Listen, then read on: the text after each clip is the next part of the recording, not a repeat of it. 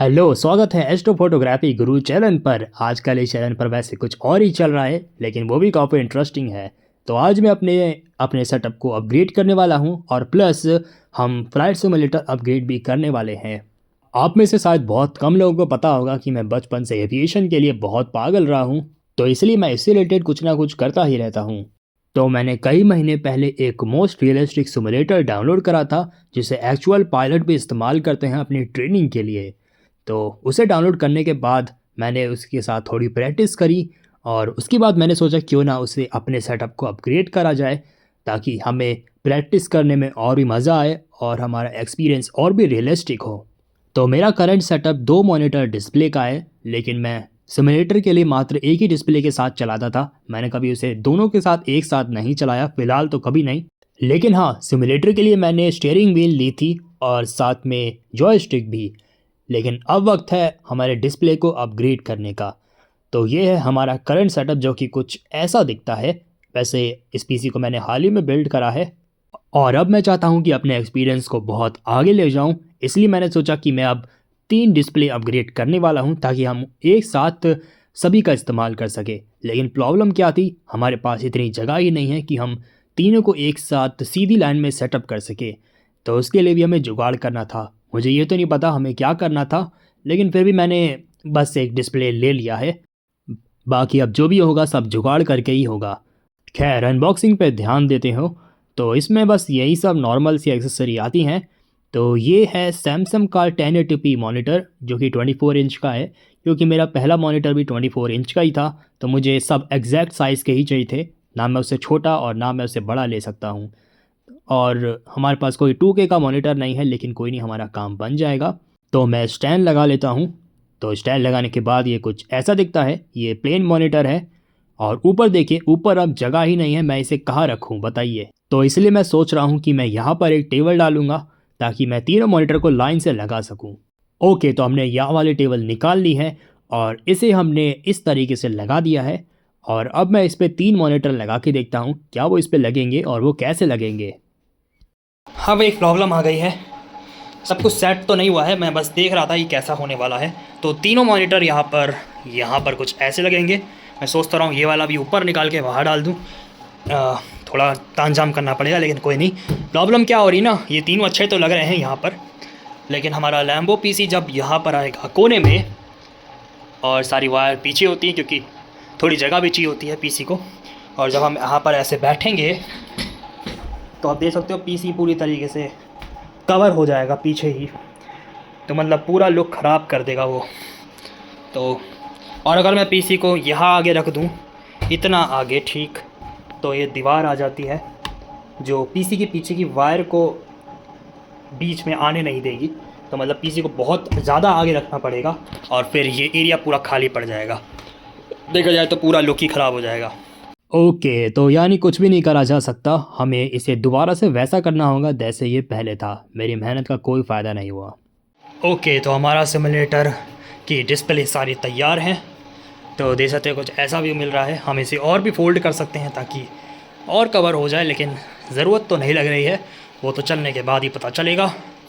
और हमें अच्छी खासी एक्सटेंशन केबल की ज़रूरत पड़ने वाली है, क्योंकि माउस कीबोर्ड यहाँ है, मॉनिटर इतना दूर है हमारे लैम्बो से। और जैसे देख सकते हो हमने इन चीज़ों को यहाँ पे डाल दिया है। बहुत ज़्यादा मेहनत लगी है। हमने सुबह स्टार्ट करा था और अब रात के 9 बज रहे हैं। लेकिन पता है क्या है, अभी हम सेंटर में आ चुके हैं। मुझे इसे सेंटर में करना पड़ा क्योंकि बीच में ये आ रहा था, यानी मैं टांग को अंदर नहीं कर सकता। मुझे टांग को अंदर करना ज़रूरी है ताकि हम मॉनिटर के पास आ पाएँ। तो हमने ये कर तो दिया है, इसके लिए हमने इसे इधर कर दिया है। लेकिन अब प्रॉब्लम क्या है ना, कीबोर्ड के लिए ये यहाँ पर है और अब कोई फ़ायदा नहीं है, इसे यहीं पर ही होना चाहिए। मतलब एक तरीके से हमें दोबारा से पूरे डेस्क को इधर करना होगा, हमें एक्सचेंज करना होगा। दोनों डेस्क सेम ही हैं, बस उस वाले में ये कीबोर्ड के लिए है। तो इतनी मेहनत करी और फिर दोबारा से हमें सब कुछ हटाना होगा और फिर चेंज करनी होगी जगह। ये आइडिया मुझे इतनी देर बाद आया। जब तक आप करते नहीं तब तक पता नहीं चलता। सोचा था कि ये थोड़ा इस साइड होगा, लेकिन अंत में इसे बीच में ही करना पड़ा क्योंकि फिर ये आ रहा था बीच में, इसके वजह से हमें करना पड़ा बीच में, वरना हमें इसकी ज़रूरत नहीं थी। तो देख सकते हो भाई कितनी मेहनत लगी। HDMI एक्सटेंशन केबल की ज़रूरत पड़ने वाली है, 2 HDMI एक्सटेंशन इतना दूर तक पहुंचने के लिए और USB एक्सटेंशन की, तब हम इसे चला पाएंगे। तो मेरे ख्याल से अभी 2 दिन और लग जाएंगे ताकि बाकी का सामान आ जाए, तभी हम इसे चला पाएंगे। ओके, तो हमने सभी ऑपरेटिंग सिस्टम को यहाँ पे सेट तो कर दिया है, लेकिन हमारा कंप्यूटर, मेन कंप्यूटर बहुत दूर है इससे, तो बहुत सारी केबल्स लगने वाली हैं जो लंबी लंबी जो वहाँ तक जाएंगी। तो वो सारी केबल आप यहाँ पे देख सकते हो भाई साहब, ज़रा देख सकते हो। इसमें से ज़्यादातर एक्सटेंशन केबल्स हैं, माउस, कीबोर्ड और USB हब हो गया है, कंट्रोलर हो गया है, चाहे वो टैबलेट हो गया है यहाँ पे, और हमारा जहाँ तक तो गेमिंग व्हील भी लगने वाला है यहाँ पर, तो उसके लिए भी यहाँ पे चाहिए होता है।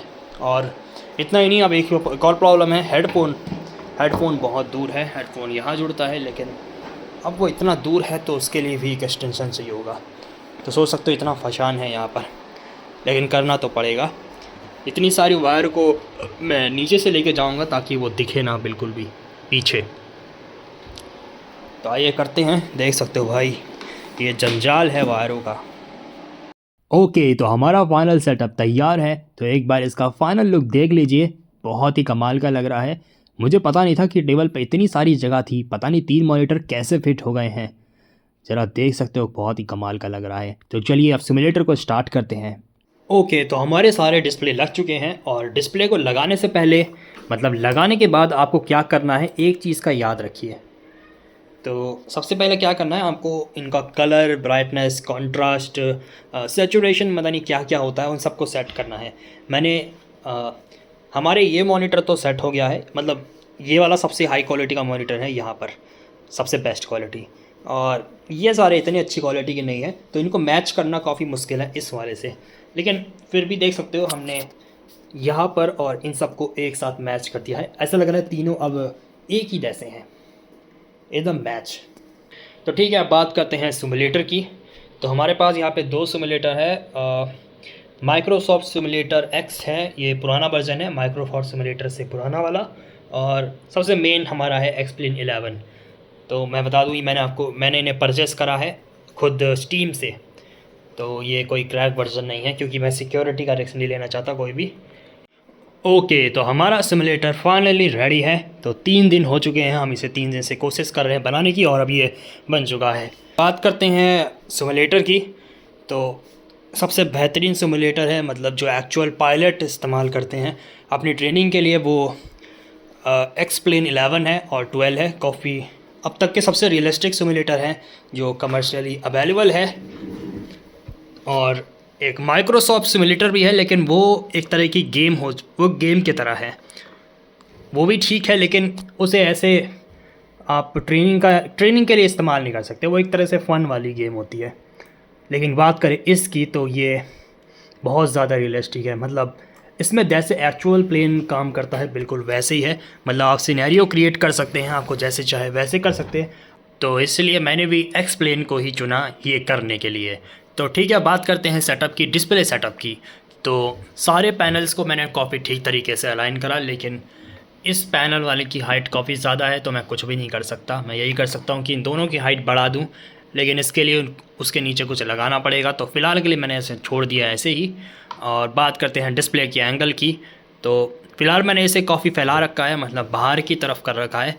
जब मैं एक्चुअल सिमुलेटर को चलाऊँगा तो इसे मैं और मोड़ दूंगा पैनल को, मतलब इन्हें और अंदर की तरफ कर दूंगा, ताकि इन्हें ये ठीक से अलाइन हो जाए। क्योंकि आप देख सकते हो यहाँ से ये ठीक से अलाइन नहीं है, ऐसा लग रहा है ये सीधा है और यहाँ से वो दूर जा रहा है। इसे ठीक करने के लिए हमें इस डिस्प्ले को ही एंगल का चेंज करना होगा। तो हमें वो पूरा फीड करना पड़ता है कि आप इसे कैसे कैसे अलाइन कर सकते हैं। तो बिना अलाइन करे ये ठीक से चलने नहीं वाला है। तो यहाँ पर मैं आपको सारी सेटिंग्स दिखा देता हूँ। पहले आपको अपना फील्ड ऑफ व्यू डिसाइड करना होगा, और फिर आप बाकी सेकंड मॉनिटर का भी देख सकते हो। यहाँ पे लेटर, रोटेशन, ऑफसेट सेट कर सकते हैं, और वर्टिकल और रोल भी सेट कर सकते हैं। तो हमें बताना पड़ता है कि सिमुलेटर को हमने मॉनिटर को किस डायरेक्शन में किस एंगल पर सेट कर रखा है, तो उस हिसाब से उसे बार बार एडजस्ट करना पड़ता है। लेकिन अभी भी एक प्रॉब्लम है जो मैं देख रहा हूँ। यहाँ तक तो ये सब कुछ ठीक है, मतलब काफ़ी हद तक देख सकते हो एकदम परफेक्टली, जैसे कि यहाँ पर देख सकते हो एकदम परफेक्टली अलाइन है।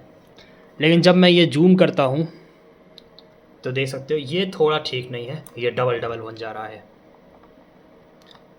तो अभी मुझे इस प्रॉब्लम को सॉल्व करना है और इसे काफ़ी एडजस्टमेंट करनी पड़ेगी, मतलब बहुत माइनर एडजस्टमेंट करनी पड़ती है, तब जाके ये बहुत परफेक्टली अलाइन होता है। उसके बाद हम मॉनिटर को हिला भी नहीं सकते, मतलब सोच सकते हो ये कितना बड़ा झंझट है। तो अब बात करते हैं हम क्या क्या यूज़ करने वाले हैं सिमुलेटर को यूज़ करने के लिए। तो देखा जाए तो आप इस सिमुलेटर में जितने भी कंट्रोल्स देख रहे हो, चाहे वो कंप्यूटर हो, मतलब आप फ्लाइट प्लान को इसमें इंसर्ट कर सकते हो इसके कंप्यूटर में, और आप ऑटो पायलट को भी सेट कर सकते हो। मतलब कह सकते हो इसमें जितने भी गेजेस हैं, बटन्स हैं, डायल्स हैं, ये सब के सब काम करते हैं। मतलब आपको एक रेगुलर रूटीन की तरह ही फ़्लाइट को स्टार्ट करना होता है, इमरजेंसी चेक और सिस्टम चेक, मतलब एकदम एवरीथिंग एकदम सिमिलर। तो इसीलिए इसे सबसे रियलिस्टिक सिमुलेटर कहा जाता है। तो इसे चलाने के लिए वैसे तो आप बहुत सारे एक्सेसरी खरीद सकते हो।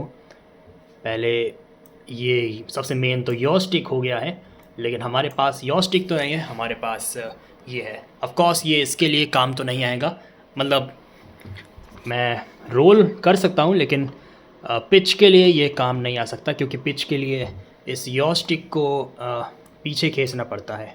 तो लेकिन कोई नहीं, मैं आपको बता दूं कि पुराने एयरक्राफ्ट में, मतलब जो फ्लाई बाय वायर एयरक्राफ्ट नहीं थे पुराने ज़माने के, उनमें ये जॉयस्टिक थी। तो सब कुछ मैकेनिकली कनेक्टेड होता था एयरप्लेन के सारे पार्ट से, तो पायलट को इनपुट में देना पड़ता था और सारे हाइड्रोलिक्स पर जाते थे। लेकिन आजकल के मॉडर्न प्लेन जो फ्लाई बाय वायर है, उनमें ऐसी कोई ज़रूरत नहीं होती, उनमें तो जॉयस्टिक भी नहीं होती है, उनमें मात्र इस साइड जॉयस्टिक होती है। आप सोच रहे हो मैंने इसे उल्टा क्यों रखा है, राइट में क्यों नहीं रखा, क्योंकि सभी एरोप्लेन में ये लेफ़्ट साइड में ही होती है। तो देख सकते हो मैं इस्तेमाल करने वाला हूँ जॉयस्टिक को, जो कि सारे मॉडर्न क्राफ्ट एयरप्लेन में होते ही होते हैं अब, तो उसके बिना तो काम नहीं बनने वाला। और नीचे आप देख सकते हो कुछ पैडल्स आपको दिखेंगे, अगर मैं इसे हटा दूँ तो देख सकते हो वहाँ पे आपको 2 पैडल्स दिख रहे होंगे। तो इन पैडल्स को मैं इस्तेमाल करने वाला हूँ, यहाँ पर 2 पैडल्स हैं। अभी ये कनेक्ट नहीं कर रखा है, इसकी तार निकाली पड़ी है। इन सबको ऐसा नहीं कि आप सीधा कनेक्ट करें और ये चलने लग जाएंगे, वो आपको वही आउटपुट देंगे जो आप चाहते हैं। इनको पूरा सेट वेट करना पड़ता है कंट्रोल जाकर, मतलब उसमें भी बहुत टाइम लगता है। मैंने पहले करा था, लेकिन अब हमने सारी यूएसबीज़ बदल दी हैं, तो हमें दोबारा से करना पड़ने वाला है। तो देख सकते हो ऐसे बनाते हैं फ़्लाइट सिमुलेटर। मैंने आपको पूरा प्रोसेस दिखाया है इसे बनाते हुए, और उम्मीद करता हूँ आपको थोड़ा कुछ सीखने को मिला होगा इस वीडियो से। और हाँ, मेरी आने वाली वीडियो में हम इस एरोप्लेन को चलाएंगे जैसे रियल प्लेन को चलाते हैं, एकदम सब कुछ लैंड वैंड करेंगे। मैं आपको पूरा प्रोसेस दिखाऊंगा इसे कैसे करते हैं। तो मिलते हैं अगली वीडियो में।